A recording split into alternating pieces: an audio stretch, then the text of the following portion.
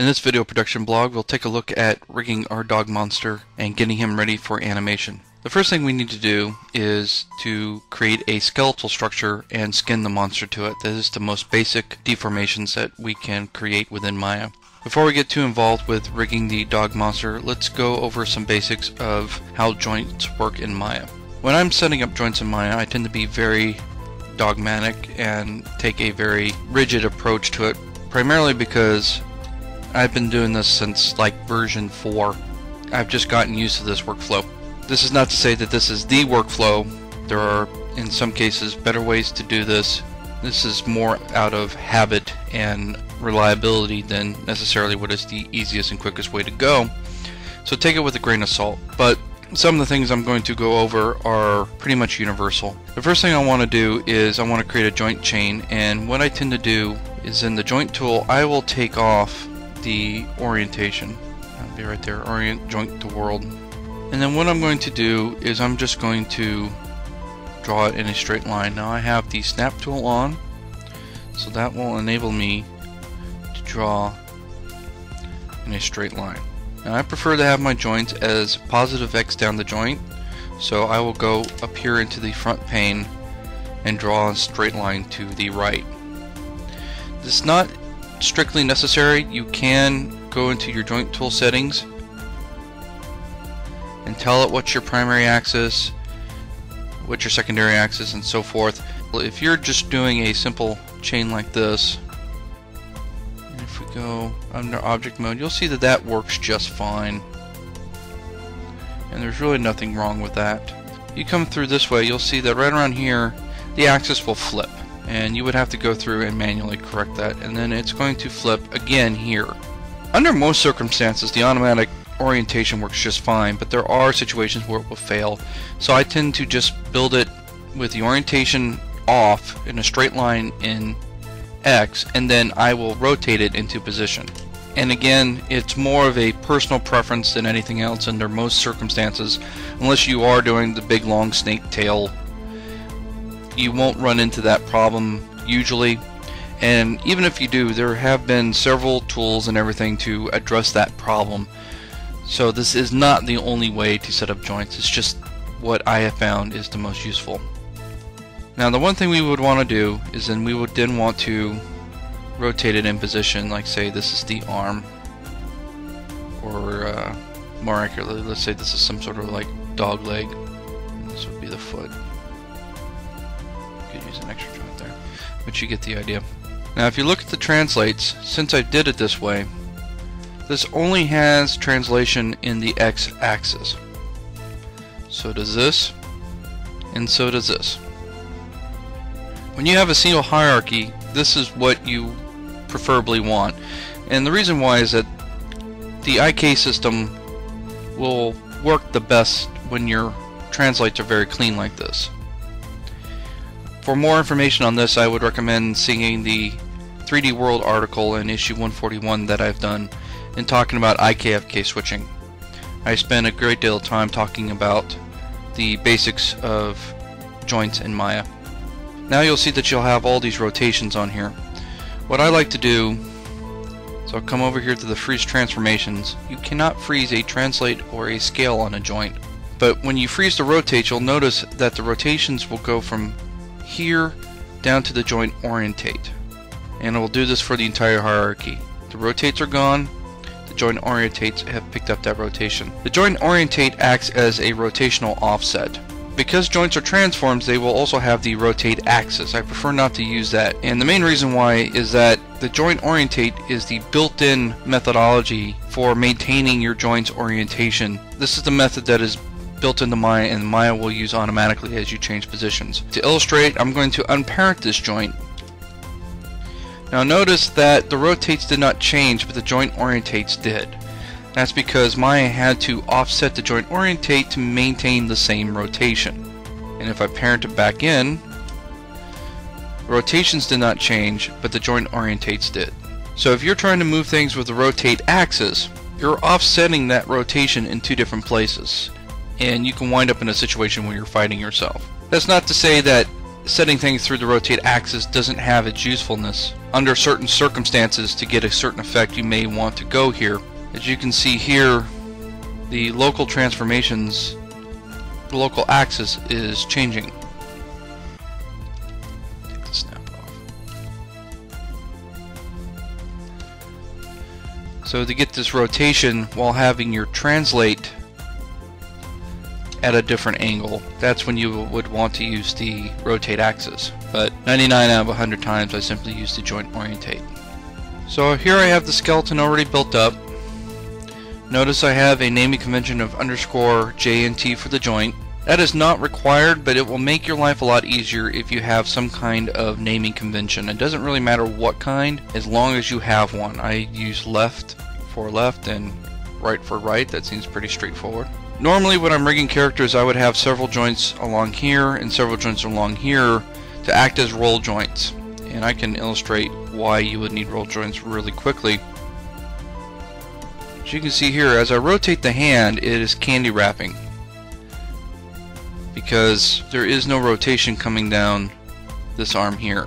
If I rotated from here, I would have the same problem, just in a different place.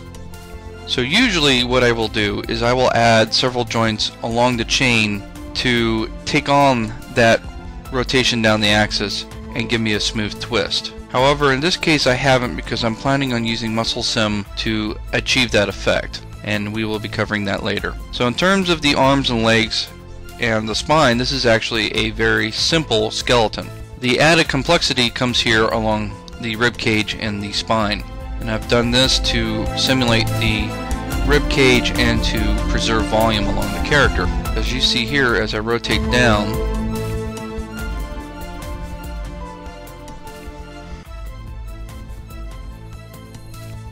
that volume is preserved. And also we can come in here, we grab those clusters, we can simulate the effect of breathing.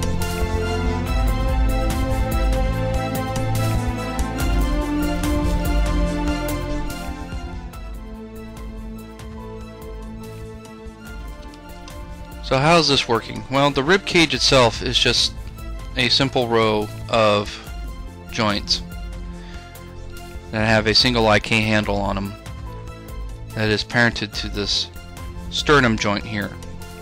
The trick is in the sternum. It's a chain of joints that is connected to a spline IK.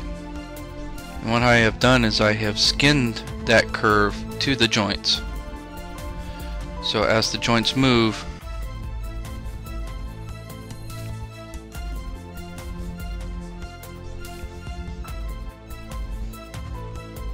curve moves along with it.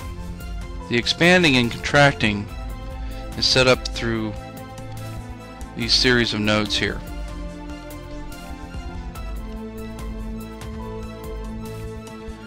So there's the curve, and then information gets plugged into this curve info node, which basically just tells us how long that curve is. From there we divide it amongst itself. So this is the current length of the curve, and this is the original length of the curve. At this point, dividing itself like that is going to come up with a answer of 1. So that is what we use to multiply to translate x values of these joints. And this too is another reason why you want your joints built very cleanly and in a straight line. So then as the curve contracts, the value shrinks. So instead of multiplying the original length by 1, you're now multiplying it by a smaller number, and that causes the joint to translate along the spline. And you can also use scale as well. It depends on what you're doing. I'm used to using translates because scales often will cause problems in game engines where I do a majority of my work. But if you're using a pre-rendered rig, there's nothing wrong with scale. That would work just as well. So to set up the skinning for this guy, I'm going to select the base mesh on the top of the hierarchy, go under smooth bind. I'll use a dual quaternion, and I want it as interactive. Interactive closely mimics the original skinning algorithm that was available in earlier versions of Maya. From here I can start skinning the character Now, as you can see, as I rotate that arm, it is manipulating vertexes that really aren't supposed to be moved by that joint. So that's when we have to assign the weighting for the joint. Skin, paint skin weights tool.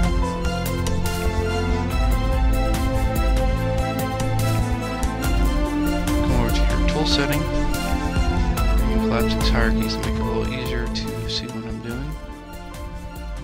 So at this point, I'm going to replace it with the value of 1.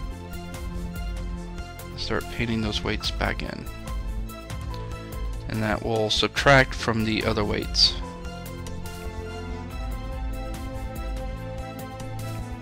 And a couple tricks that have been added to Maya over the years. If you right click on the joint, I am now painting on that joint. That makes it a little easier than sometimes finding it through the list here.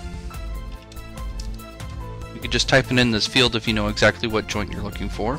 Or if, say, you just want to find all the left ones, you can do a left asterisk. That helps you to find your joints if you have a huge sea of joints to run through. So the control key is a shortcut for adding the opposite of what your current value is. Right now the value is set at 75, so if I paint a stroke here, I'm adding 75% of that joint to these vertexes. If I hit control, I am doing the opposite. So I'm only adding 25%. So now the value is set to 1.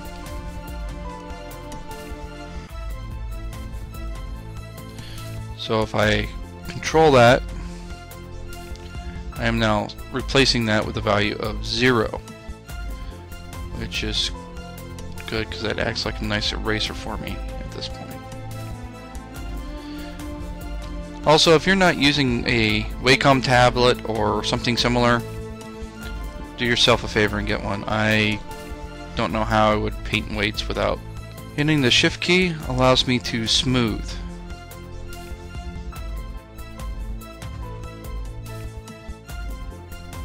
Another useful feature is using this color ramp.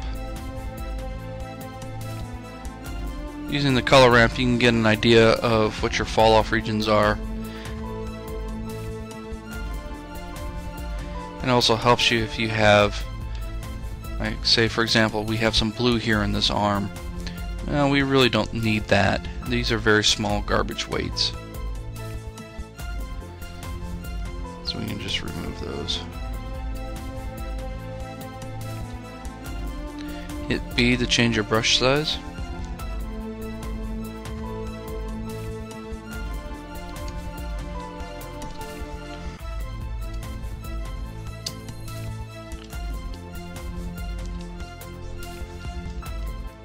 And again, I can smooth around here and you can see the colors updating.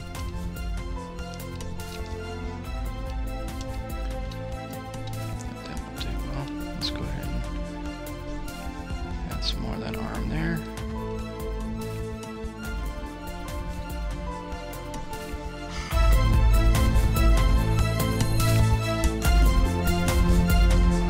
And you get the idea. One of the best things of having all your joints clean is you can get back to your bind pose rather simply by just zeroing out all your rotations.